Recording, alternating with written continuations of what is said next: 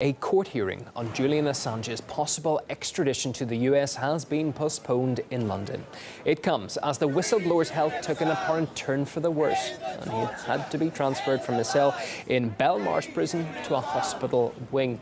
RT's Polly Boyko brings us more. The extradition hearing isn't taking place any longer. Julian Assange wasn't actually meant to be here in person. He was meant to appear via video link, but he's not even well enough to appear via video link. Julian Assange has been moved to the hospital wing of Belmarsh prison. That's the London maximum security prison where he's serving out his 50-week sentence for skipping bail when he went into the Ecuadorian embassy back in 2012.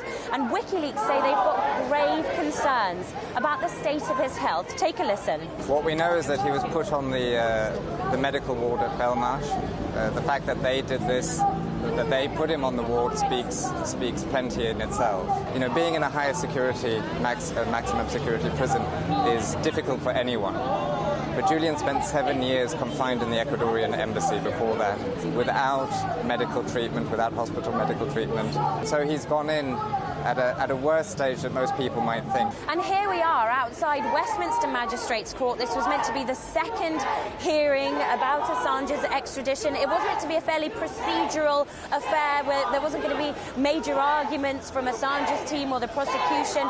The official start of it has been moved to around about the 12th of June, we think.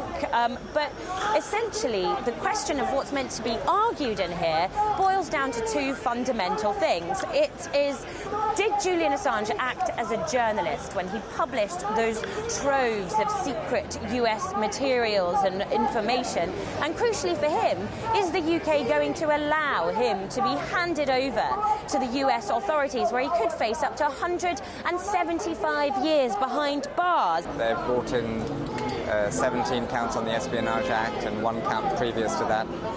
Julian is facing 175 years in prison, which is outrageous. The idea that a publisher can be prosecuted and persecuted for publishing the truth and face a lifetime in a prison in another country is outrageous. This Espionage Act has never before been used against a journalist, only against government officials who'd leaked secrets in the past. Of course, Washington's argument is that Assange isn't a journalist, that he's a hacker, and that his publications put the lives of informants for the US and for its allies around the world in grave danger. Although what's interesting here is with the charges unveiled against Assange, a lot of people, even his critics, of which there have been many press freedom organisations and just journalists and whistleblowers around the world, say that what happens with this extradition case could have serious implications for freedom of the press and for journalists all around the world, which is why it garners so much attention. Well, journalist and documentary filmmaker John Pilger told us that all journalists could face the same fate as Julian Assange.